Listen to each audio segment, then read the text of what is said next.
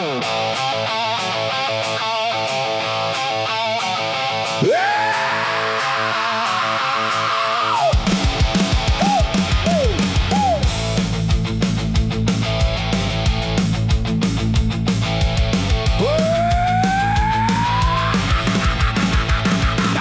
ួយសង្គ្រោះសត្វលោកដ៏កំសត់ដែលកំពុងធ្វើ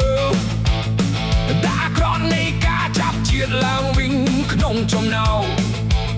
បន្ទុកវេទនាដែលគ្មានទីបញ្ចប់នៅថ្ងៃនោះពិសិដ្ឋានិងពិសិដ្ឋានៅពេលដែលត្រង់យាងមកដែនដីប្រទេសឥណ្ឌាកាលពី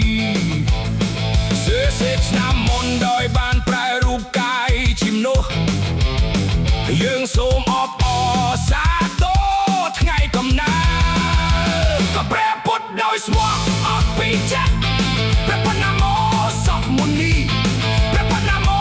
សក់មុនីណាមោសក់កាមោនីពូជនីម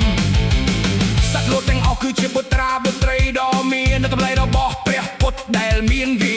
ស្នាខ្លាយជាព្រះពុទ្ធ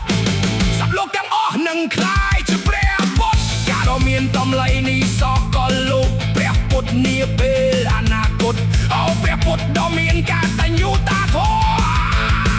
អូដែលខិតខំដោយការថប់បារម្ភបិទឈប់ឈរដោយមិនសម្រាប់មួយភ្លេតដោយមិនស្ទះស្ទើរមួយភ្លេតហើយភ្លេចសំបីតែភាពតកម្លាំងបន្តិចសោះដើម្បីដឹកនាំសត្វលោកដ៏វេទនាទាំងនេះដែលរស់នឹងក្នុងមហាសមុទ្រនៃទុក្ខវេទនាដោយគ្មានទីបញ្ចប់ទៅកាន់ដែនដីព្រះពុទ្ធជាពិភពនៃសុភមង្គលដ៏អស្ចារ្យបជានឹងអរចោគ្រូខាងវិញ្ញាណដ៏អស្ចារ្យបជារបស់សត្វលោកទាំងអស់នៅក្នុងសកលលោកទាំងមូលនឹងអនាគតព្រះធម៌បេតាខាងវិញ្ញាណដ៏អស្ចារ្យបជា